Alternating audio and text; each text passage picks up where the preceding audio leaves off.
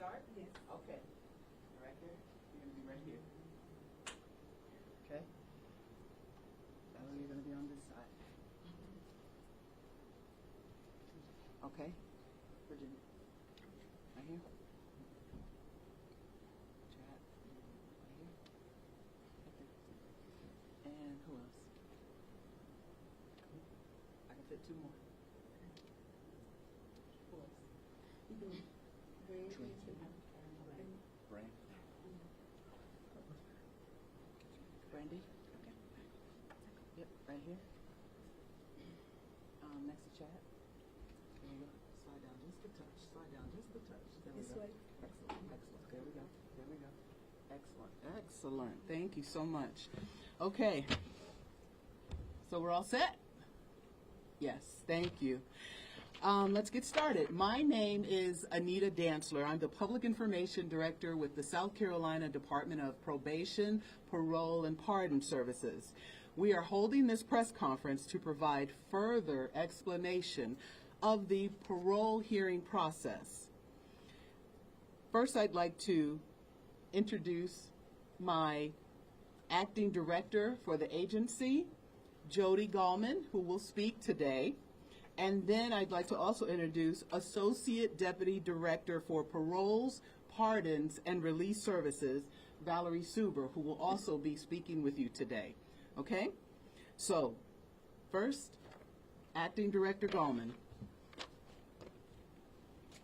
Good afternoon. Thank you for being here. First, I want to thank the entire executive management team. But behind me, you have some of the executive management team and some of the senior managers in the department. Secondly, I want to thank the department staff for everything that they do during the course of the year, and especially for the parole hearings and the pardon processes that we have in place. I want to give a special thanks to the Paroles, Pardon, and Release Services Division. Without that staff, the hearings could not take place. And next, for today, I want to especially thank what we are calling the Special Operations Team.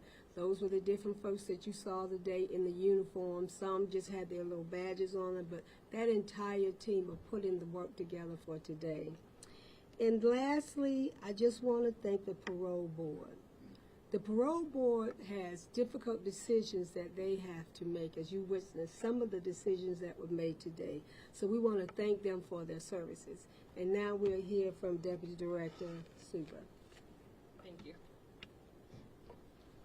Good afternoon, everyone.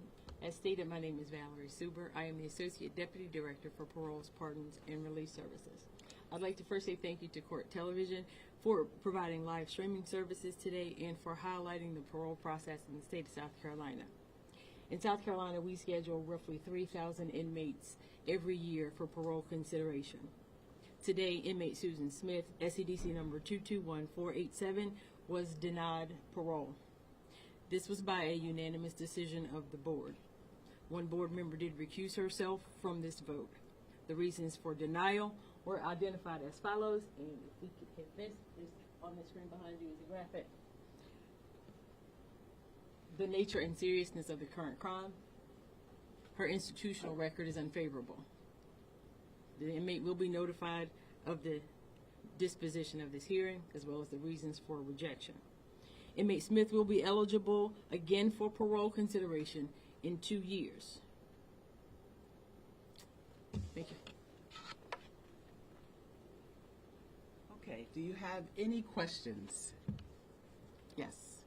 Being that the reasons for the parole being denied were nature and seriousness of current offense and institutional record, does that mean when she comes back in 2 more years, the nature and seriousness of the current offense will be the reason that she's denied again? Like, will she just get denied for this? Times that she comes? I can't speak as to what will happen. It is a reason for denial, and the board may use that reason again in 2 years, yes. And could they not use it? Like, could they decide to not look at the nature and seriousness of the current offense? The board is an autonomous decision-making body. They make their decisions independent of this agency. They do have the discretion to grant parole as they see fit. So it is at their discretion that they grant or deny, and the reasons that they grant or deny are at their discretion as well. Valerie, what was the nature of the conflict of the board member that excused herself or himself? I have that statement here for you, and I will read it for you again as it was read onto the record. Be advised that I will recuse myself in the parole hearing of Susan Smith, number 221487. I was acting warden at Camille Graham Correctional Center in 1999, where inmate Smith was housed and subsequently transferred to Leith Correctional Institution. I have determined that it is appropriate to recuse to eliminate any appearance or affecting her opportunity for parole, and it is signed respectfully, Geraldine P. Miro, board member. And we have a question here. She actually just asked it. She asked it? Okay. Anyone else have a question?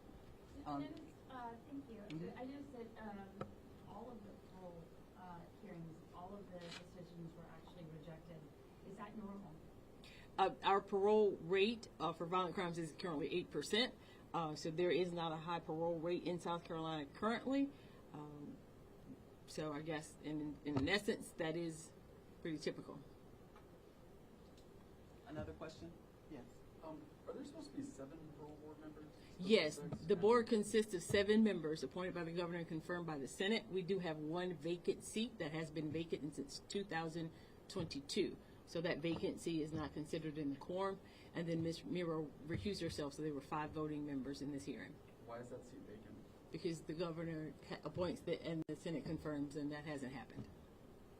In recent years in the state of South Carolina, has there been an inmate who was granted parole with the seriousness of this nature? Inmates have been granted parole who committed murders, and there are inmates currently on parole for life sentences, yes. Any other questions? Yes. What makes a difference to the inmates who had committed murders or had life sentences were granted paroles versus Susan Smith's case? Again, the board grants parole at their discretion, and I will quote a statute for you because it is probably the most potent statute that I can reference, and that is 24-21-640. The board must carefully consider the record of a prisoner before, during, and after imprisonment, and no such prisoner may be paroled until it appears to the satisfaction of the board that the prisoner has shown a disposition to reform, that in the future he will probably obey the law and lead a correct life, that by his conduct he has merited a lessening of the rigors of his imprisonment, that the interest of society will not be impaired thereby, and that suitable employment has been secured for him. That is 24-21-640, which gives the board complete discretion to grant or deny parole, and it is not until they are satisfied that these conditions are present that an inmate may be paroled. Yes. So I didn't hear this discussed, but did Susan Smith have any hard offers of employment if she would have been released, or had she satisfied that? The employment offers are not verified until the person actually makes parole.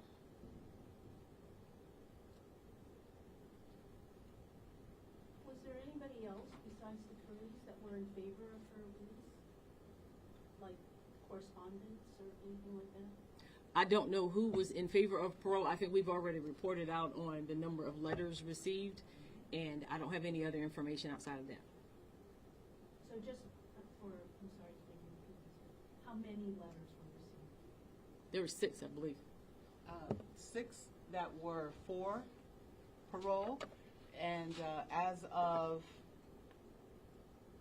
November 17th or 18th, it was 471 letters or correspondences received, because some were emails.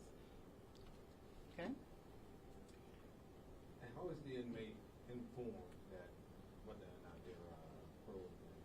Our agency employs staff release examiners who are present at each institution, and they are advised of the outcome of the hearing at the time the decision is made at the prison. I think I have one. Why is it like every 2 years to have a parole hearing? How does that work? Okay, by statute, because of the time her crime was committed, she is eligible for parole every 2 years. There is a window where certain individuals are eligible every year, but because she is serving for a violent crime and the time she was convicted and her crime was committed, the law requires that she wait 2 years before she's considered again.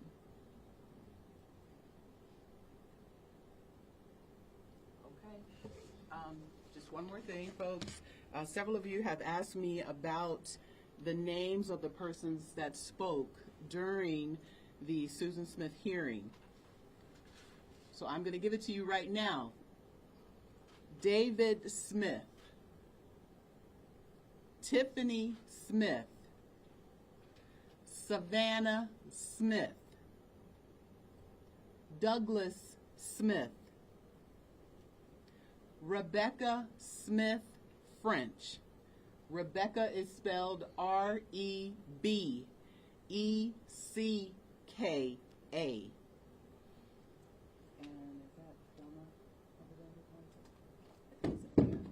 And I believe it's former Representative Tommy Pope and Solicitor Kevin Brackett.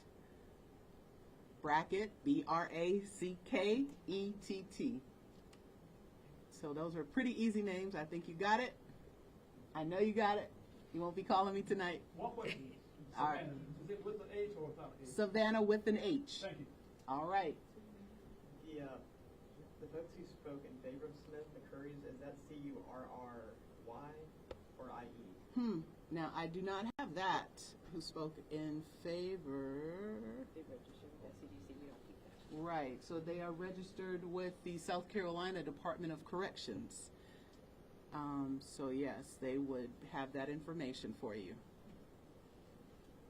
I want to thank you all for staying with us and coming here to this press conference today.